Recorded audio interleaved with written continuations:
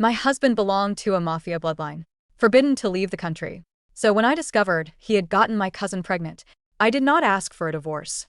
I filed for permanent residency overseas.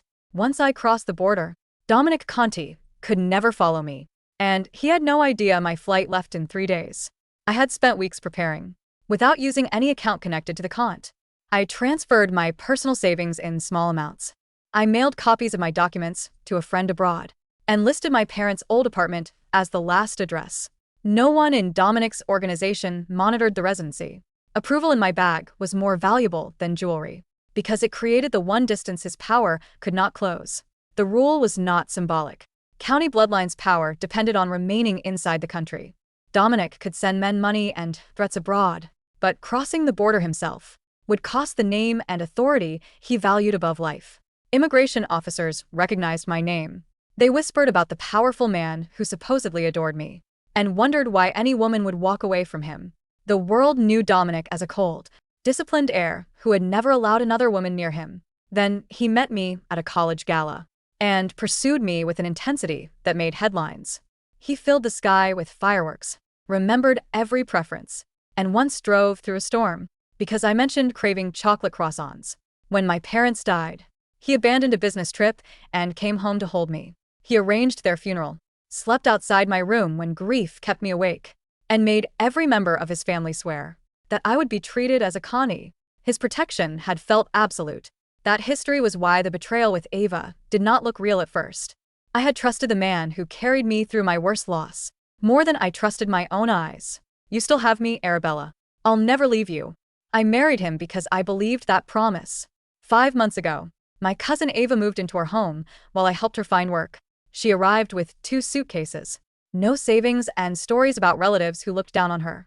I gave her clothes for interviews, introduced her to employers, and defended her when the household staff questioned why she wandered through private rooms. Each kindness gave her another path into the center of my marriage. Dominic slept with her on the sofa, in the kitchen, and in our bed.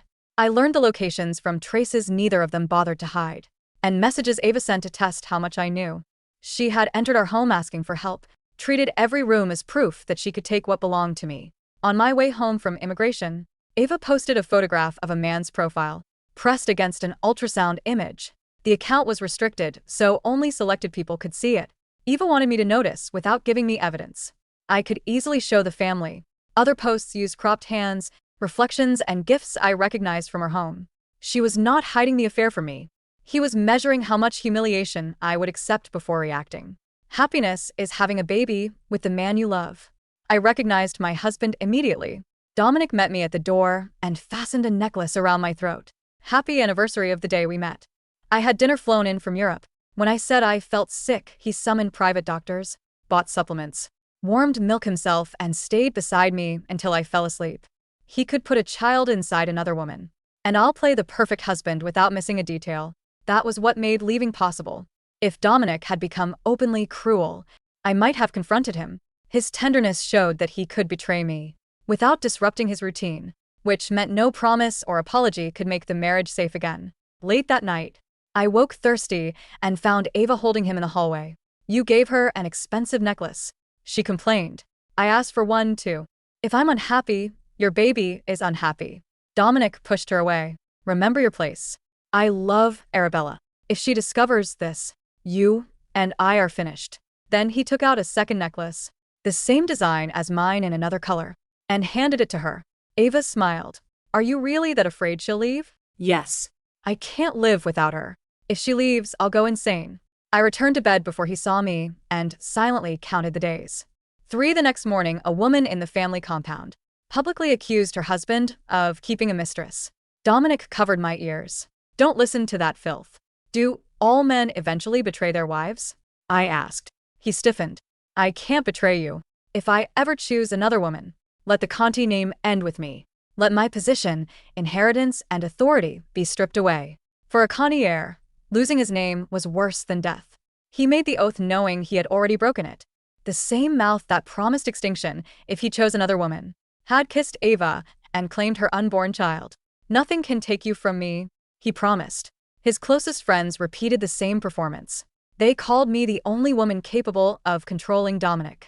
and described Ava as a helpless cousin under our protection. Later, I found messages showing that they had arranged hotel rooms, changed dinner reservations, and warned Dominic whenever I returned home early. The betrayal had become communal. Men who toasted our marriage, helped him protect the pregnancy that could destroy it, then smiled across the table and asked when Dominic and I planned to have children. Behind him, Ava appeared dressed for a social mixer. The moment she mentioned meeting another man, Dominic's face changed with unmistakable jealousy. He recovered quickly and took me to celebrate our wedding anniversary. A private restaurant glowed with candles, while fireworks outside spelled out his love for me. Halfway through dinner, one of his men whispered that Ava had attempted suicide.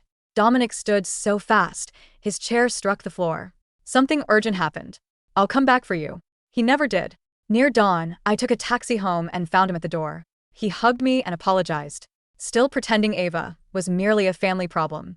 Inside, she sat on her sofa in silk pajamas. A kiss mark darkened her neck. She claimed her boyfriend had dragged her away from the mixer. Later, I opened the bathroom door and saw Dominic gripping her chin. Try seeing another man again, he warned. Her eyes found mine over his shoulder. I'm yours, she told him sweetly. Isn't that enough? That night, Dominic woke from a nightmare and searched the bed frantically. Until he found me, he wrapped both arms around me and whispered that losing me was the only thing he feared. I lay still beneath his grip, thinking about the boarding pass hidden inside a book in my study. Dominic believed proximity meant possession. He had no idea I had already arranged for my phone to go dark. Only after the plane left national airspace. You left, whispered. I couldn't find you. Tomorrow, his nightmare would become real. He insisted on taking me to his office for my final day in the city. An old colleague from immigration recognized me. I heard you filed papers to leave the country, she said. Does Dominic know? His voice sounded behind me. Leave the country. I claimed my colleague was the one emigrating. She understood my warning look and confirmed the lie. Dominic pulled me into his arms, his heart hammering. You scared me. My bloodline can never leave the city. Spouses can go, but I can never follow. If I've done something wrong, hit me, yell at me, even kill me, but don't leave. I understand, I said. That evening, he took me to a restaurant owned by one of his friends. His inner circle called me. Donna cleared the building for me and joked that I was Dominic's heart. Ava arrived uninvited. The restroom and unknown number sent me a message. If I tell him my stomach hurts, do you think he'll still stay with you? When I returned, Dominic was already standing. I need to handle something. I'll be right back. Ava left moments later claiming her boyfriend had arrived.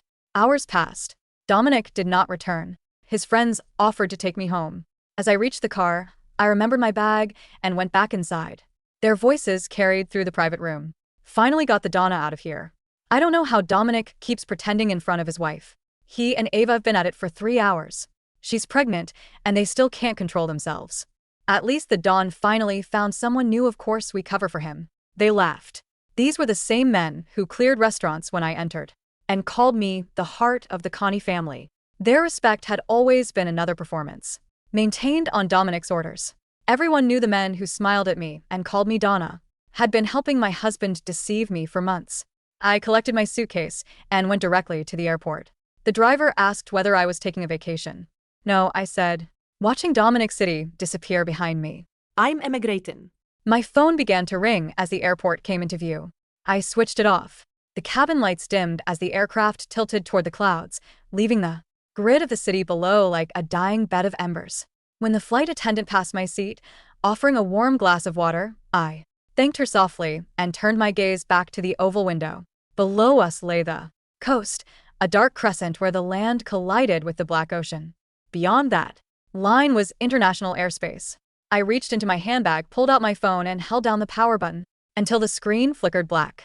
The SIM card, registered under my maiden name years ago, was popped out, snapped cleanly in half, and tucked into the pocket of my coat to be discarded at the terminal upon landing. For 3 years, Dominic Connie had built a fortress around me. He had bought off my doctors, selected my security detail, filtered my mail, and mapped my days. Under the guise of an adoration so suffocating the world mistook it for romance. But he had forgotten one crucial detail. He had built his empire on an ancient bloodline decree. The Conte oath was not a metaphor. It was written into the foundation of their territory, sworn before the High Council of the 8 families. The patriarch, who stepped beyond the sovereign border without the council's unanimous consent, or who abandoned the soil to pursue a personal cause abroad forfeited his title, his protection, and his life. His authority existed only within the perimeter of his ancestors' blood and asphalt.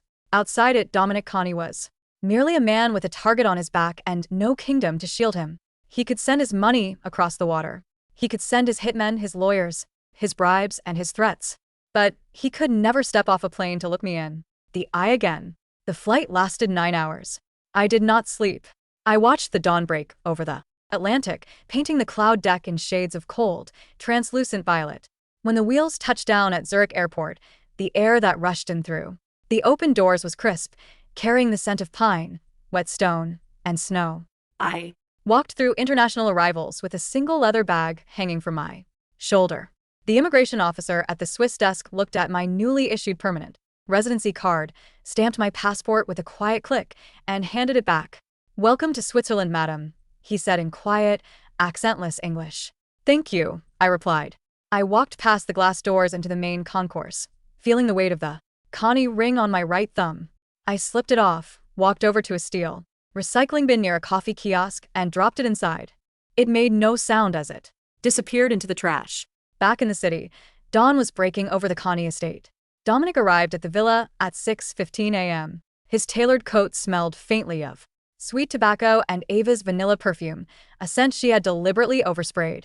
Before he left her apartment, he walked into the master suite expecting to find me asleep. It was his routine. After a long night of family business, he would take off his watch, strip away his shirt, slide into the cool sheets beside me, and wrap his heavy arm around my waist, anchoring me against his chest as if to prove to himself that his dark world hadn't tainted the purity he kept at home. "Arabella," he called out softly, stepping into the dim bedroom. The bed was made. The silk coverlet was pulled smooth without a single wrinkle. Dominic paused, his brow furrowing. He walked to the adjoining bathroom. Empty. The marble counters were clear, save for his own leather dop kit and his expensive colognes. He opened the walk-in closet. Half of the space was bare. My winter coats, my daily dresses, my shoes, and the vintage leather trunk my mother had left me were gone. Left behind were only the gowns he had bought for me. The velvet dresses for the galas, the diamond-encrusted silk gowns for the family dinners, and the tailored suits he insisted I wear when standing beside him before his men. Dominic stood frozen in the center of the closet. A cold spike of dread, sharp and unfamiliar, hit his chest. He rushed back into the bedroom, his eyes searching the room frantically until they landed on the nightstand. Resting on a small sheet of cream parchment was the diamond necklace he had fastened around my throat just 2 nights ago for our anniversary. Beside it lay my copy of the master house key and a small, white envelope. His hands that had signed execution orders and directed millions in illegal revenue, trembled as he tore open the envelope. There was no letter, no accusations, no tears spilled onto paper. Inside was merely a folded receipt from the Municipal Immigration Registry, stamped with the official seal of the State Department, confirming the cancellation of my domestic residency and my registration as an overseas emigrant. Attached to it was a copy of the Connie family decree, with a single line highlighted in red ink. The blood of the heir belongs to the soil. To step beyond the border is to surrender the name. Dominic dropped the paper. His chest heaved as if he had been struck with a blunt iron bar.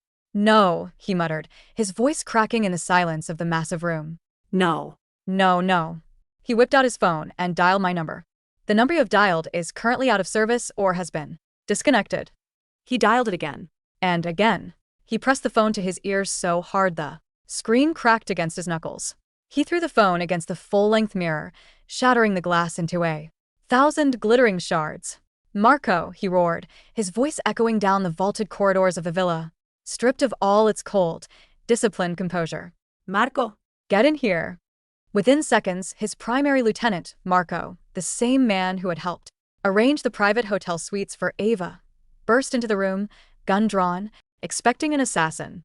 Instead, he found Dominic Conte on his knees in front of an empty closet, clutching a silk scarf I had forgotten on a shelf, his eyes wide, bloodshot, and utterly insane. "Where is she?" Dominic whispered, standing up slowly, his posture rigid, his hands shaking violently. "Where is my wife?" Marco swallowed hard, looking at the bare closet. Donna Arabella? Boss, she was at the restaurant last night. We took her. She is not here. Dominic screamed, lunging forward and grabbing Marco by the lapels of his suit, slamming the 6'2" soldier against the doorframe. She is not in this house. Her things are gone. Find her. Lock down the airports. Close the bridges. Now. Boss, the airport. Do it. Dominic bellowed, tears of sheer rage and panic welling in his dark eyes. If a single plane leaves this city, I will flay every border officer. Alive. Find her. By noon, the Connie compound was under a state of siege, not from an external rival, but from its own master. Dozens of black SUVs tore through the city streets. Dominic's men swarmed the central train station, the private airfields, and the bus terminals. But it was far too late. In the high-ceiling study of the Connie estate, the family's head of intelligence stood before Dominic, his head bowed, holding a digital tablet. Sitting across from him in a leather armchair was Dominic. He hadn't washed his face, brushed his hair, or changed out of his clothes from the night before. The air in the room was suffocating, heavy with the scent of cheap scotch and stale smoke. Speak, Dominic commanded, his voice raspy, dead. Boss.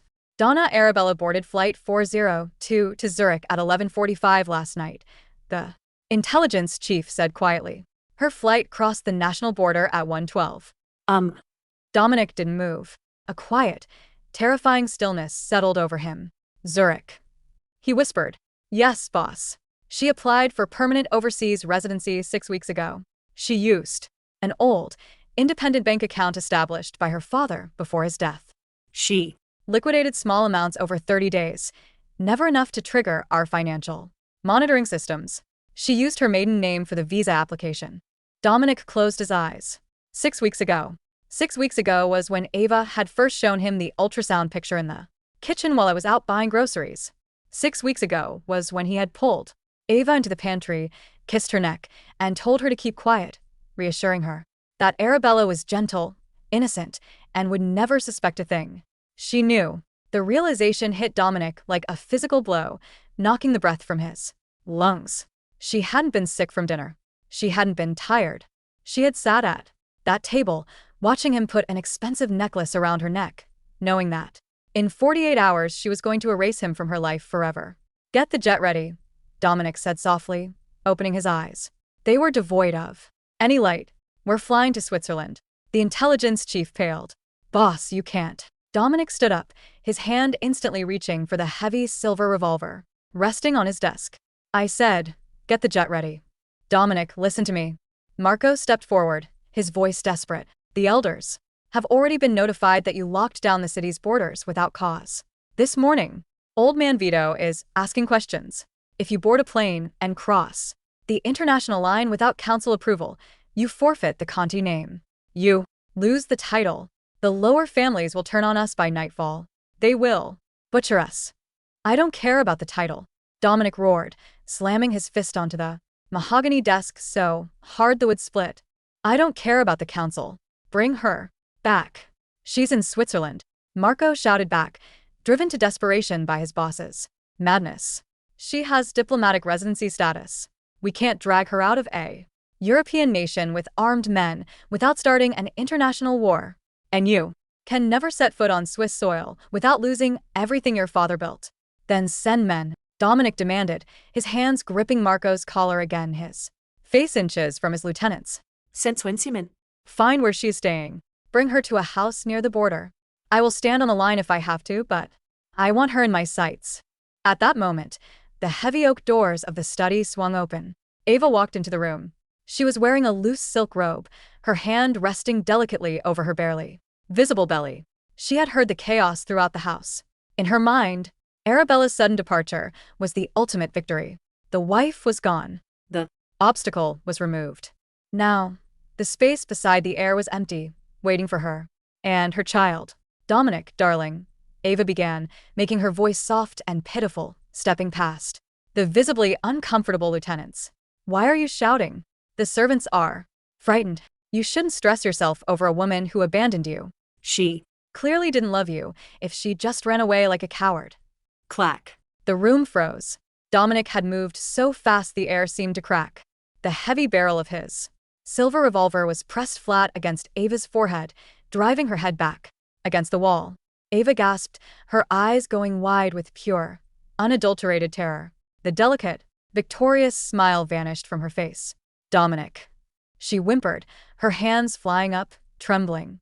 Dominic, what are you doing? It's me, it's Ava. I'm carrying your baby. Dominic's face was a mask of cold, demonic hatred. His thumb pulled back the hammer of the gun. The click echoed in the silent room like a thunderclap. You, Dominic whispered, his voice trembling with a rage so deep it sounded unnatural. You brought this plague into my house. No. Dominic, please. She left because she was weak. I'm the one who stays. I Love you. You are nothing, Dominic said, his eyes drilling into hers with a disgust so absolute it made Ava's knees give out. You are an itch I scratched because I was foolish enough to believe my wife would never leave me. You are a dirty, scheming parasite who used my kindness to poison my home. I am carrying the Conte air. Ava sobbed, tears streaming down her face, ruining her makeup. There is no Conte air, Dominic said coldly, his voice dropping to an icy whisper. If Arabella does not return, the Conte name ends with me. I swore it. And if this creature in your stomach is born, it will never bear my name, it will never touch my money, and it will never sit in this house. You will live in a cottage in the countryside under guard. You will give birth, and then you will be thrown out onto the street with nothing. He lowered the gun slightly, leaning in until his lips brushed her ear. If I find out you sent her another message, if I find out you breathed a single word to push her out that door, I will not wait for the baby to be born before I put a bullet through your spine. Dominic pulled back, glaring at Marco. Get her out of my sight. Put her in the basement quarters. If she tries to leave the compound, shoot her. Dominic. No. Please. Cousin Arabella. Help me. Ava shrieked as, too heavy-set, guards dragged her backwards out of the room, her fingernails scraping uselessly against the hardwood floor. When the doors slammed shut, Dominic turned back to the window, looking out over the city that was his kingdom, a kingdom that now felt like a mausoleum. He pressed his forehead against the cold glass, his shoulders shaking as silent, agonizing sobs tore through his chest. Arabella. He wept into the empty room. Come back, please. I'll kill them all. I'll destroy everything, just come back.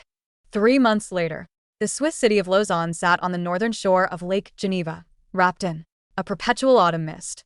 It was a place of quiet order, cobblestone streets, and the distant, reassuring hum of paddle steamers gliding across the dark, clear water. I lived in a small, 3-story apartment building near the old Port of Auchy. My apartment had high ceilings, tall windows that faced the lake, and a small fireplace that crackled softly in the evenings. I spent my days working as an archival consultant for a private art foundation downtown, a quiet, dignified job that required me to translate old Italian and French estate inventories. I took long walks along the promenade every morning. I bought fresh bread from the baker on the corner, who called me Mademoiselle Arabella and never asked about my family. I drank black tea out of porcelain cups that hadn't been manufactured by companies owned by the Conte family. For the first time in 4 years, I could breathe. I did not have to look over my shoulder to see if 6 armed men in dark suits were shadowing my footsteps. I did not have to smile at dinner while smelling another woman's perfume on my husband's collar. I did not have to play the serene, perfect Donna to a bloodline built on violence and deceit. Of course, Dominic tried. In the 2nd month, his lieutenants arrived in Switzerland. Because Dominic could not cross the border himself without surrendering his authority to the family council, he sent his most trusted men. They did not come with guns. Swiss federal police were notoriously intolerant of foreign criminal syndicates. They came with gifts and letters. One rainy afternoon, as I was leaving the foundation, Marco was waiting for me under a black umbrella at the bottom of the steps. He looked exhausted. The polished, arrogant lieutenant I remembered from the city was gone. His eyes were dark, his suit slightly wrinkled, his posture heavy with stress. Donna Arabella, Marco said, stepping forward, taking off his hat in respect. I stopped on the stairs, pulling my wool coat tighter around myself. I am not Donna Arabella, Marco. My name is Arabella Rossi. Please use it. Marco swallowed, his expression pained. He reached inside his jacket and pulled out a thick leather folio. Boss sent these. They are the deeds to the villa in Como, the estate in Tuscany, and 3 offshore trust accounts opened in your name. Everything is unrestricted. No conditions. He has already signed his half of the property. Transfers. I looked at the folio. I didn't reach out to take it. Why would I want houses in countries I never intend to visit again? He hasn't slept in 3 months, Miss Arabella, Marco said, his voice dropping to an urgent, desperate plea. He doesn't eat. He sits in his study all day, staring at the border map. The family council is threatening to depose him because he refuses to attend the quarterly meetings. He's destroying the business. He's going mad. Dominic is a grown man, I replied calmly, my voice flat, devoid of anger or Pity. He made his choices. He swore an oath before his council and before me. He broke both. He made a mistake with Ava, Marco pressed, taking a step closer. He knows it. He hates her. She's locked away in the Southern Lodge. He hasn't looked at her since the day you left. He swears on his mother's grave he will never touch another woman again. Just come back to the border. Just talk to him at the bridge in Lugano. He just wants to see your face. I looked Marco directly in the eyes. Tell Dominic that I have seen his face every night in my nightmares for 4 years, I said softly. I do not wish to see it in my waking life ever again. Miss Arabella, please. If you or any of his men approach me again, Marco, I continued, stepping past him onto the wet pavement, I will hand this entire dossier to the Swiss Federal Department of Justice and Police, along with the financial ledgers my father left in my safety deposit box. Your organization's European assets will be frozen within 24 hours. Marco Estifened. He knew I wasn't making an empty threat. My father had been a brilliant legal advisor before Dominic integrated him into his empire. He had kept meticulous records as an insurance policy. Marco bowed his head, his hands trembling at his side. He will never stop looking for you. He doesn't have to look, I said, stopping to look back over my shoulder. He knows exactly where I am. He simply cannot cross the line to reach me. His own greed and pride built the fence. Tell him to enjoy his kingdom. Winter arrived early that year, dusting the Alps in deep, blinding white. Dominic Conte was dying, not of a physical disease, but of the slow, corrosive poison of his own obsession. The Conte compound had become a ghost house. The bright lights were turned off. The grand banqueting hall was covered in dust sheets. The men, who had once laughed with Dominic at high-end restaurants, now spoke of him in hushed, frightened whispers in the backrooms of the city's clubs. He's lost his mind. Old man Vito, the senior member of the family council, grumbled during a secret meeting of the Capos. A woman leaves him, and he lets the dock contract slip to the Moretti family? He hasn't collected the protection tariffs in 3 districts. He spends millions sending private investigators to Switzerland just to buy photographs of her walking her dog. He made the oath, another elder pointed out, sipping his espresso nervously.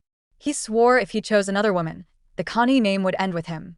The spirits of the ancestors are reclaiming the bloodline. The curse is taking hold. While his empire crumbled, Dominic spent his days driving. He had bought a high-powered sports car and drove it up into the northern mountains every weekend, stopping at the Italian-Swiss border post near Lugano. The border was marked by a simple steel bar across a mountain road, flanked by a small stone guardhouse. On one side was Italy, his land, his territory, his prison. On the other side was Switzerland, clean, silent, and entirely beyond his grasp. He would park his car on the Italian side, turn off the engine, and sit in the freezing cold for hours, staring across the narrow strip of neutral asphalt at the Swiss customs office. He knew that 40 miles past those mountains, in a quiet apartment by the lake, I was drinking tea, reading books, and living a life that did not include him. One evening, snow began to fall heavily, covering the hood of his car in a thick blanket of white. Marco stood outside the driver's side window, holding a heavy coat, his breath billowing in white clouds. Boss, Marco called out softly. We have to go back to the city. The elders have called an emergency session for midnight. They're going to vote on whether to strip you of the leadership. Dominic didn't turn his head. He was staring at the small, lit window of the Swiss border station. Did you bring the photographer's latest report? Dominic asked. His voice was hollow, stripped of all its former power, sounding like dry leaves scraping across concrete. Marco hesitated, then pulled a small paper envelope from his coat. Yes, boss. Dominic took the envelope with shaking, gaunt fingers. Inside were 3 black and white photographs taken from across the street in Lausanne. In the first, I was walking out of a bakery carrying a brown paper bag, smiling at a young French woman who held the door for me. In the second, I was sitting by a window in a cafe, looking out at the snow falling over the lake, my face peaceful, unbothered, beautiful. In the third, I was laughing, a genuine, unforced laugh, at something the old Swiss bookseller had said while wrapping a volume for me. Dominic stared at the third photograph for a long, long time. He traced the curve of my smile with his thumb. In the 4 years we had been married, during all the fireworks, the flown-in European dinners, the diamond necklaces, and the public displays of adoration, I had never laughed like that. Not once. My smiles for him had been polite, quiet, and guarded. I had been a bird in a golden cage, appreciating the soft velvet perch, but always aware of the bars. Now, outside the cage, in a plain wool coat with no jewelry on my fingers, I was radiant. She looks happy, Dominic whispered, a single tear spilling over his eye and freezing against his pale cheek. Boss, she's moved on, Marco said gently, risking his life to speak the Truth. She's not coming back. If you step across that line to go to her old man Vito will take the throne before your plane even lands. You will be a fugitive with no family, no money, and no protection. The Morettas will hunt you down within a week. Dominic looked up at the mountains, then down at the steel border bar 10 feet in front of his bumper. I gave her everything, Dominic rasped, his voice breaking into a dry, wretched Sobi. I gave her my father's name. I protected her. I held her when her parents died. You lied to her, boss, Marco said softly. You put another woman in her home and thought she was too weak to notice. Dominic closed his eyes. The weight of his choices settled onto his chest like a mountain of lead. He realized then the true cruelty of his punishment. If he had been a violent, abusive husband, I would have hated him. Hated men. Fight back. They seek revenge. They stay engaged in the battle. But I hadn't hated him. I had simply evaluated him, recognized that his tenderness was a performance that coexisted seamlessly with his betrayal, and decided that he was no longer worth my presence. I had erased him with surgical, quiet precision. He wasn't my enemy. He was nothing. 18 months after my departure, spring had returned to the Alps. The snow melted from the high pastures, feeding the mountain streams that rushed down into Lake Geneva. I sat on a wooden bench in the gardens of the Paletta Nations, holding a book in my lap. The sun was warm against my face. My life had found its steady, beautiful rhythm. I had made friends, real friends, who didn't check with a mob boss before accepting my dinner invitations. I had taken up oil painting, filling my small living room with canvases of the lake. Under different lights, a shadow fell over my book. I looked up, expecting a tourist asking for directions. Standing on the gravel path, 3 feet away, was a woman holding a small child in her arms. It was Ava. She looked unrecognizable. The vanity, the sharp, cat-like arrogance that had defined her face was completely gone. Her hair was pulled back in a messy knot. She wore a plain, faded trench coat, and her eyes were hollow, surrounded by dark, bruised shadows. The toddler in her arms was a boy, about 10 months old, with dark, curly hair and striking, storm-gray eyes, Dominic's eyes. I didn't panic. I didn't reach for my bag or stand up in alarm. I simply closed my book and looked at her. Ava, I said quietly. Ava stood there, her shoulders slumping. Tears immediately filled her tired Eyes. She didn't look at me with malice or triumph. She looked like a beggar who had walked 1,000 miles. Arabella, she whispered, her voice cracking. I had to see you. How did you find me? I ran away, Ava sobbed, clutching the baby closer to her chest. 2 weeks ago, Dominic, he kept me locked in the estate house in the south. He never Came to see the baby. Not once. When he was born, Dominic sent a lawyer to register him under my maiden name. He refused to give him the Connie title. I looked at the small boy. He was chewing on his small fist, looking around at the bright flowers in the garden with innocent curiosity. He was guiltless, born into the wreckage of 2 foolish, arrogant adults. Why are you here, Ava? I asked. Ava dropped to her knees on the gravel path, right in front of my bench, uncaring of the sharp stones digging into her legs or the tourists staring at her. I came to ask you to tell him to stop, she wept, lifting her face to me. He's killing himself, Arabella. And he's killing everyone around him. Dominic's life is no longer my concern. He surrendered the name yesterday. Ava cried out, her voice echoing through the quiet garden. I paused, my hand lingering on the cover of my book. What are you talking About. The family council, they gave him an ultimatum. Ava stammered through her Tears. They told him he had to marry a daughter of the Moretti family to forge an alliance and save the business, or forfeit his position as head. They gave Him until noon yesterday to sign the marriage contract. She wiped her nose with the back of her trembling hand. He stood up in front of the entire council, all the elders, all the capos, all his lieutenants. He took off the Contes signet ring, the one his grandfather wore, and threw it into the fireplace. He said, Ava swallowed hard, her voice trembling violently. He said, I swore an oath to my wife. If I ever chose another woman, let the Conti name end with me. Let my position, inheritance, and authority be stripped away. I remained silent, watching the sunlight bounce off the surface of the lake in the distance. He gave up everything, Arabella, Ava whispered. The council seized the estates, the businesses, the accounts. He was cast out of the city with nothing but the clothes on his back. They told him if he ever returns to the territory, he will be shot on sight. And where is he now? I asked softly. Ava pointed a trembling finger toward the high gates at the entrance of the public park. He's standing outside the gate, she said.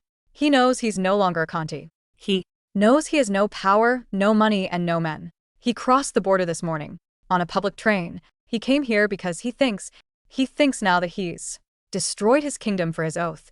You might look at him again. I sat quietly for a moment.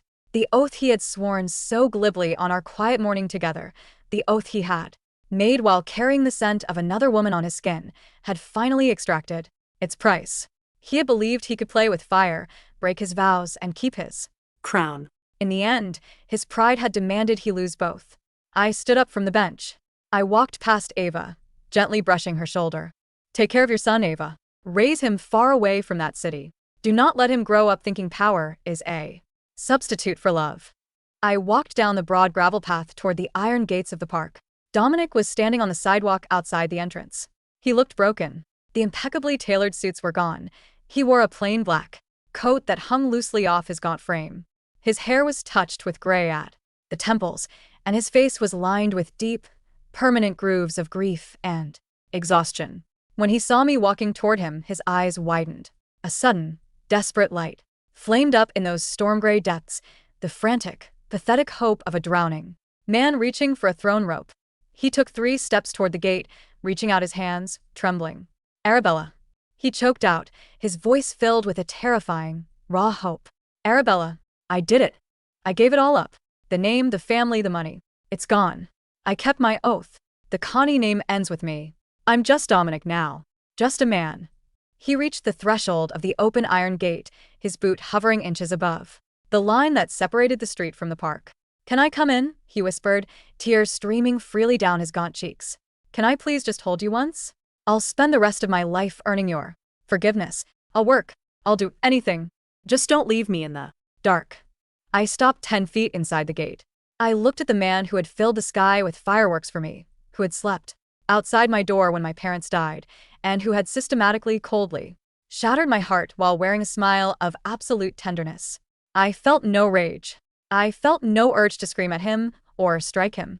I only felt a profound, vast emptiness, a space where a great love had once burned, now swept clean and filled with cold, clear light. Dominic, I said, my voice carrying clearly across the quiet space between us. Yes, my love, he gasped, taking another half step forward, his eyes wild with expectation. You gave up your name to pay for your lie, I said softly.